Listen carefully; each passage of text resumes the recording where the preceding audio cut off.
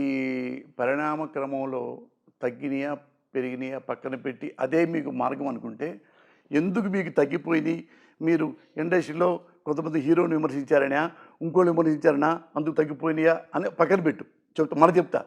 ఇప్పుడు ఎల్బి శ్రీరామ్ గారు తెలుసుగా, అవును, చాలా మంచోడుగా, మంచి నటుడుగా, ఒకప్పుడు కొన్ని బిజీకి చేశాడుగా, ఎవరు విమర్శించాడుగా, మరి ఎందుకు పెట్టుకోవట్లే ఆయన్ని? అంటే పోసానంటే జగన్ గారి దగ్గర ఉన్నాడు కాబట్టి, వీడు కమ్మాడై ఉండి కూడా రెడ్డి దగ్గరికి వెళ్ళాడు కాబట్టి వీడు మన విమర్శిస్తాడా? తీసేయండి రా వీడిని. తీసేశారు. మీరు చెప్పినట్టుగా విందాం. అన్నీ లేవు, ఖాళీగా ఉన్నా.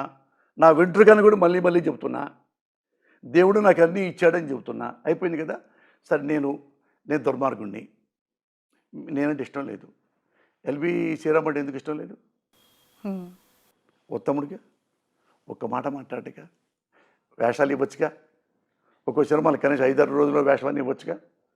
ఎన్నాళ్ళైంది ఆయన సినిమాలు చేసి? పాపం ఇక్కడే ఉన్నాడు కదా. అలాంటి మంచి వాళ్ళు చాలామంది ఉన్నారు, వాళ్ళకి ఎవరే?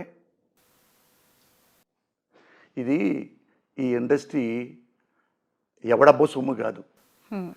ఎంతవరకు ఇవ్వాలో అంతవరకు ఇస్తుంది సినికాలమ్మ తల్లి. నాకు అంతవరకు ఇవ్వాలనుకుందనుకో, అంతవరకు.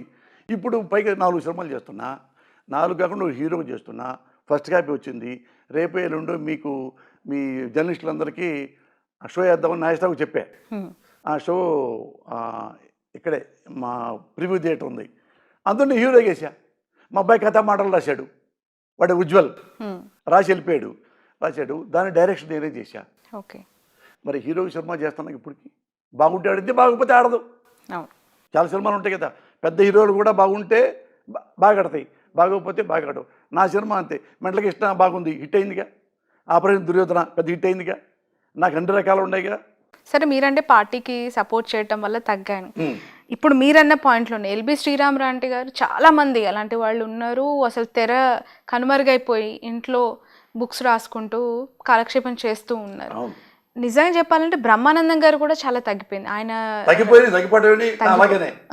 ఎందుకంటారు? రీజన్ ఏంటి? చెప్పలేదు దానికి. అంటే మీ అజంప్షన్స్ ఉంటాయి కదా. అజంప్షన్ అంటే నా వరకు నేను చెప్తా. చెప్పా కదా, నేను వైసీపీ పార్టీ. నేను మీ వరకు అడగట్లేదు, మీరు నాకు అర్థమైంది, మీరు ఓపెన్ గా చెప్పారు. అంటే పర్సనల్ అనట్లేదు, ఇండస్ట్రీకి సంబంధించి కొత్త తరం వస్తున్నప్పుడు ఎంకరేజ్మెంట్లు భాగంగా ఇలా వీళ్ళు నిర్వీర్యం అవుతున్నారా స్క్రీన్ కి? ఏం లేవు. ఇప్పుడు అక్కినేని నాగేశ్వరరావు గారు ఉన్నారు. హీరోలకి 60 ఏళ్ల దాకా వరకు కూడా హీరోగా సినిమాలు చేసుకోవచ్చు. కానీ క్యారెక్టర్ ఆర్టిస్ట్ అనేవాడు ఆరోగ్యం బాగా మెయింటైన్ చేసుకుంటే 90 ఏళ్ళకు కూడా వేషం వేయచ్చు అన్నాడు అక్కినేని నాగేశ్వరరావు. వేయచ్చు, వాడు కూడా వేయచ్చు. అయినా ఎందుకు వాళ్ళు తగ్గిపోయారంటే వాళ్ళకి నేను చెప్పను, అది నా సంబంధం లేదు. పర్సనల్ వేషాలకు వెళ్ళిపోవాల్సి వస్తుంది. అందుకు నా విషయం అయితే నేను చెప్తా. నేను జగన్ పార్టీలో ఉన్నాను, జగన్కు ఫేవర్గా ఉంటాను, వాళ్ళని విమర్శిస్తాను. తగ్గిపోయినాయి, దానివల్ల తగ్గినాయి. రేపు నుంచి అసలు ఒక్కడు కూడా లేదనుకో, డోంట్ వర్రీ. నాకు మనస్ఫూర్తిగా నాకు ఈ అయ్యో సినిమాలు పోయినాయి అని గొడుగులు ఇంటూ కూర్చునే మనిషిని కాదు నేను. అన్నీ ఇక్కడ సపోజు ఉందనుకో, ఇది కూడా లేదనుకో, మావిడ నేను 1 year కింద ప్రోగ్రాం పెట్టుకున్నాం. మనం చాలా సినిమాలు చేసాం, పెద్ద వెక్స్ అయిపోయాం కదండి. మనం టూర్కి వెళ్దాం పెట్టుకుందాం అనుకున్నాం. ఇండియా మొత్తం తిరిగాం. ఇట్లానే 5 star హోటల్కి వెళ్తాం. ఇప్పుడు ఏంటంటే నెక్స్ట్ ఇయర్ నుంచి ఏం ప్లాన్ చేసుకున్నాం అంటే, నేను మావిడ ప్రతి నెల 15 రోజులు ఒక కంట్రీ వెళ్ళాలి. ఇంగ్లాండ్ 15 రోజులు, మళ్ళీ వస్తాం 15 రోజులు ఇక్కడ తిరుగుతాం, బంధువుల దగ్గరికి వీళ్ళకి మన ఇంటికి వెళ్తాం. ఆడ నుంచి రష్యా, ఆడ నుంచి అమెరికా, ఆడ నుంచి స్విట్జర్లాండ్, ఆడ నుంచి ఇటలీ, ఆడ నుంచి గ్రీస్, ఆడ నుంచి స్విట్జర్లాండ్, అట్లా మొత్తం వరల్డ్ మొత్తం తిరగాలని మేము ఇద్దరం ప్లాన్ చేసుకున్నాం. అడగండి కావాలంటే వెళ్ళి మావాడిని. ఇప్పుడు ఇది ఎప్పుడే ప్లాన్ చేసుకుని ఎలా అనుకుంటా ఉన్నాం. ముందు దేనికి వెళ్దామంటే, ముందు నిన్ను లండన్ తీసుకెళ్తానన్నా మావాడిని. అట్లా ప్రపంచం మొత్తం మనం మ్యాక్సిమం నెలకి 15 రోజులు దానికి కేటాయిద్దాం అమ్మాయి అని పెట్టుకున్నాం మేము. అది అప్పుడు ఇది సినిమాలు ఉన్నప్పుడే ఈ ప్రోగ్రాం పెట్టుకుంది.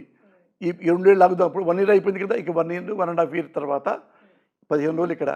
ఇంక ఉన్న జగన్ గారు మిగతా 15 రోజులు జగన్ గారితో ఉంటారు. 2009లో చిలకలూరుపేట నుంచి మీరు పోటీ చేశారు కదా, ప్రజారాజ్యం పార్టీ నుంచి.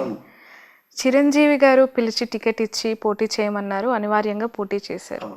ఇప్పుడు పార్టీ పెట్టిన పవన్ కళ్యాణ్కి సంబంధించి అదే సినిమా ఇండస్ట్రీ వ్యక్తి, మీకు టికెట్ ఇచ్చిన వ్యక్తికి తమ్ముడు చిరంజీవి గారికి పవన్ కళ్యాణ్, ఎందుకు ఆ స్థాయిలో పవన్ కళ్యాణ్ పైన ఫైర్ అవుతూ ఉన్నారు, పర్సనల్ కాంట్రవర్షియల్ కమెంట్స్ చేస్తున్నారు? అంటే వాళ్ళు కమర్షియల్, వాళ్ళు పర్సనల్గా నన్ను కామెంట్ చేశారని. వాళ్ళు మీరు ఒకరికొకరు రెండు క్వశ్చన్లు చెప్పు. నువ్వు వన్ సైడ్ మాట్లాడద్దు, మన రాజకీయ నాయకుడిలాగా. ఒకరికొకరు ఇప్పుడు విమర్శ ప్రతి విమర్శ అట్ట కాదు. నువ్వు ఏం క్వశ్చన్ అడగాలంటే విమర్శ ప్రతి విమర్శ కాదు. నువ్వు పవన్ కళ్యాణ్ పోసాని గారిని తిట్టడం, లెట్ మీ టాక్ ఫస్ట్. ఎందుకు ఆ పవన్ కళ్యాణ్ పర్సనల్గా నన్ను పర్సనల్గా తిట్టారు కాబట్టి పర్సనల్గా తిట్టా. Should not mistake me. Okay, should not mistake. కనుక్కోండి, పై చూడు, పేపర్ చూడు, వీడియో చూడు, క్లిప్పింగ్ చూసుకో, టీవీలు చూసుకో, ఛానల్ చూసుకో. ఎవడు తిట్టాడు ముందు? నేను ఊరుకోరు. నేను ఎవరిని ముందుగా గెచ్చను. అన్యాయంగా అంటే అసలు ఊరుకోను. చచ్చిపోయేదాకా ఫైట్ చేస్తా. ఓకే, చచ్చిపోయేదాకా ఫైట్ చేస్తా. ఆడెవ్వడైనా సరే, వాడు బాబైనా సరే, నా గురించి తప్పుగా మాట్లాడితే, నా కుటుంబం తప్పుగా మాట్లాడితే ఇదే తప్పు. శ్రావణ్ గుర్తుపెట్టుకో. ఎందుకు నువ్వు చిరంజీవి నా కోసం ప్రేమతో ఇవ్వలా. పోసాన మురళి కానెస్ట్.